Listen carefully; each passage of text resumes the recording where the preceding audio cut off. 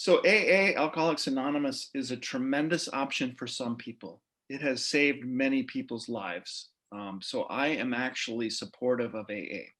Having said that, it's not everyone's cup of tea, so to speak, that some people don't like the spiritual, the God part of AA. Other people feel like they're triggered to drink when they're with a bunch of other folks with alcohol and substance use disorders. There's a lot of reasons to, not like AA. So for those folks, there are alternatives to AA called Smart Recovery, in which you use both cognitive behavioral. So you change your behavior on ways other than using the 12 steps of AA. So it's called Smart Recovery usually. That's one option. Um, However, from my experience and my perspective, I do think starting with a harm reduction approach can be a good way to go. And harm reduction just means cutting down before you stop completely. Some people decide that that's their goal. They just want to cut down. Other people decide they want to stop, but they understand that sort of going slowly may be better for them than going cold turkey. And in fact, when I've treated patients in the clinic that I work in, I advise people to cut down first, thinking that's an easier goal for people than stopping on a dime. Um, and I've had patients drink as many as 15 drinks a day, which we have patients at Ria, many will drink 10 to 15 drinks a day. Certainly not everyone, but we are able to manage patients with that heavy of a drinking style. If you stop cold turkey drinking 15 drinks a day, you're going to have pretty serious alcohol withdrawal. And that's what a lot of detoxes are meant for. But that's an uncertain process, and it's difficult to access, and it's pretty unpleasant. And the reality is you're then detoxed, and then you can go to an abstinence model. So that's the old way of doing it, is going to a detox of 3-4 days, and then going to a residential inpatient rehab program. That's the typical 30 days. And then going to some aftercare, intensive outpatient or other aftercare. And that is always AA model. Almost every recovery program, residential rehab, is on an AA model. And again, I'm not knocking it. It's worked for a lot of people, but I'm really speaking to people for whom that hasn't worked. So what's your alternative? So the alternative is, when you decide to cut down, there are ways we can help you cut down. And we ask people, hey, do you want to cut down or stop? And I personally, I'm not going to lie, I prefer the answer of, I'd like to stop, but I know it's going to take a while, and I want to work with you to figure that out. I prefer that to just cutting down. I think it's a little dicier, but I do think it's very helpful. So if that guy who drinks 15 drinks a day, if I can get him to 4 or 5 a day, medically, psychologically, his life's going to be a lot better. And because 15 drinks a day is probably going to kill you in a few years if you keep it up. Anyway, so one can take medication to cut down. And in fact, probably the most common one that we prescribe is called naltrexone. And naltrexone is FDA approved for cutting down or stopping drinking. And what it does is it's basically a blocker of opioids. So things like heroin, obviously, but also narcotic pain pills, is it blocks that and reverses it. So you have to be really careful taking both of them simultaneously. But the way naltrexone works is, basically when you're on naltrexone, there's less reward involved. So why do people drink? Going back to motivation, you sort of, what's the upside? What's the downside? Well, the upside is, let's face it, alcohol feels good when you first start drinking for most people. And that's why people continue to drink. Less anxiety, feel less self-conscious, can loosen up, just it feels good. And the people who can do it in moderation, which maybe 2 to 3 at a sitting, they just do that. Maybe 4 or 5 once in a while. But for other folks who are probably genetically programmed to drink more, if 3 or 4 is good, well, 7 or 8 is good, and my God, 12 or 13 is even better. So, but naltrexone then makes it less rewarding to drink. So what I've heard my patients say, they come back and they go, hey, I drink, but I don't enjoy it as much. And so I don't drink as much. So typical would be someone who's drinking 6 to 8 drinks a day, and they can relatively easy cut down to 2 or 3.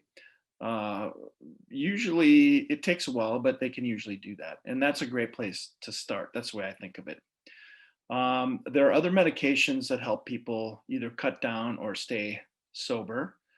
Uh, Another FDA approved medicine is called acamprosate. The generic is called Campral, and it has a track record of helping people stay sober. So I would say naltrexone gets you drinking less, and can keep you sober in the long run.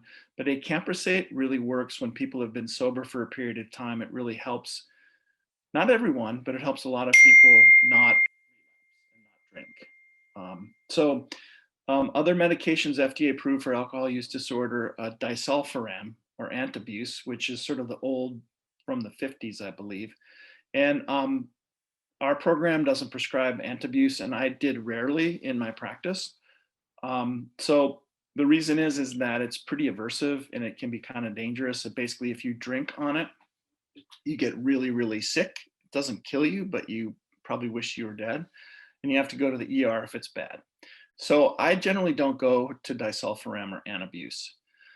There are other medications that are not FDA approved, but have been shown in research to really be helpful in helping people cut down or stop. And one is gabapentin, which we'll talk about when we talk about anxiety. Um, that was originally for seizures, but we see that it works well for alcohol withdrawal, anxiety, insomnia. The other ones that are prescribed commonly are baclofen, Baclofen, which is a muscle relaxant, and another one is called topiramate or Topamax. That's spelled Topirame,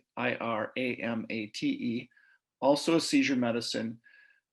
Does seem to help people also cut down on their drinking. So medication can help a lot on the front end. I've seen it do wonders for a lot of patients. It's not for everyone. Some people have side effects and have to stop.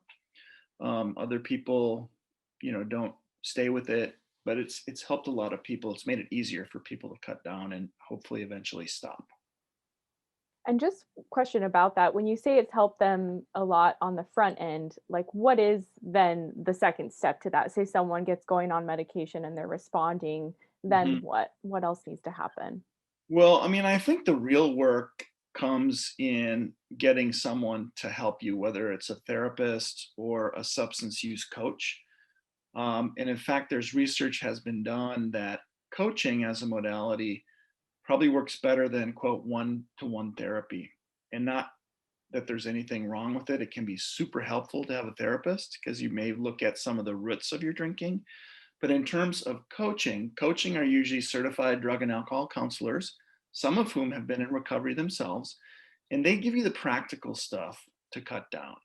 So looking at your motivations, so things like helping you find alternative activities to drinking. A Mhm. lot of people drinking is really specific to an activity or going to the bar or hanging out with this group of friends.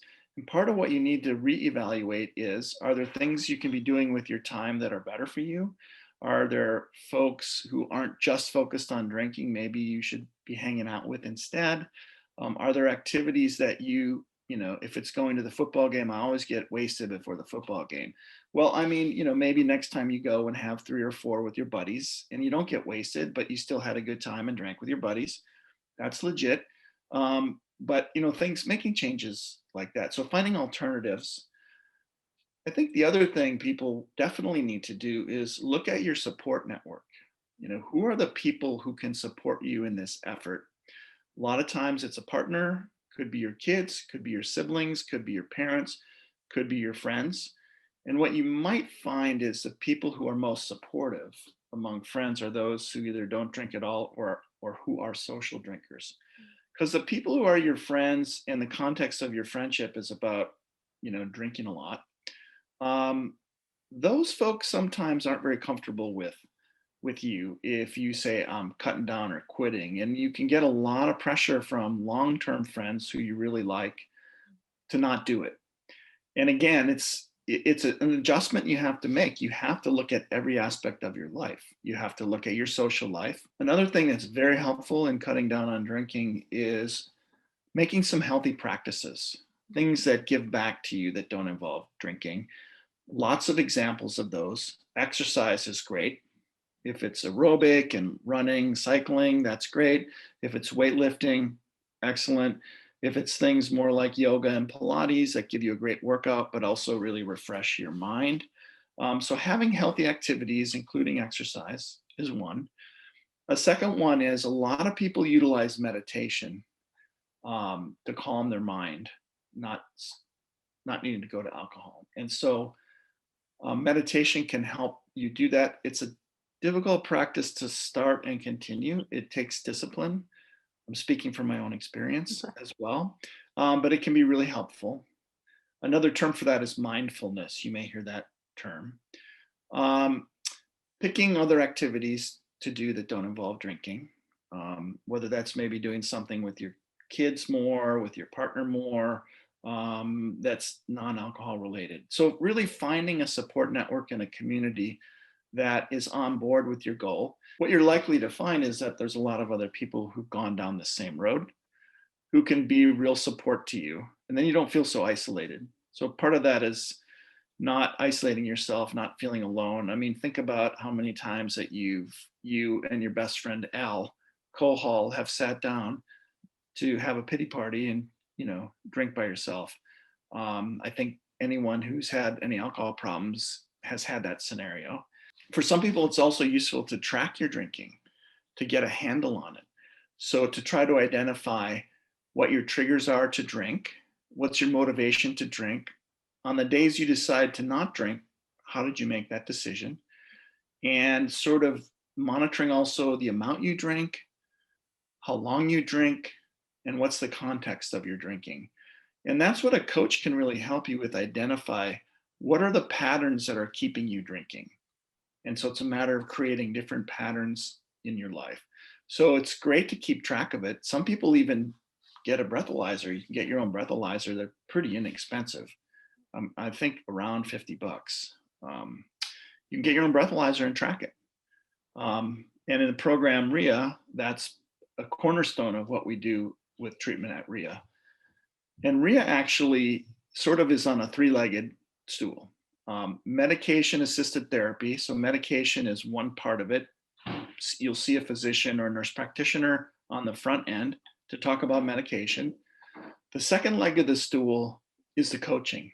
And the coaching staff is excellent. Just people with experience and compassionate and caring, and they really know what they're doing, and they actually really do care. They want people to get better and feel comfortable when they're talking. And then the third leg of the stool is what I call sort of the digital platform, the digital aspect of it. And that includes data. The data we have in reducing alcohol use is based upon numbers, and the number we have best access to are breathalyzers. So you, in real time, you give a breathalyzer, and via the digital interface, literally via Bluetooth, you download an app. The app's on your phone.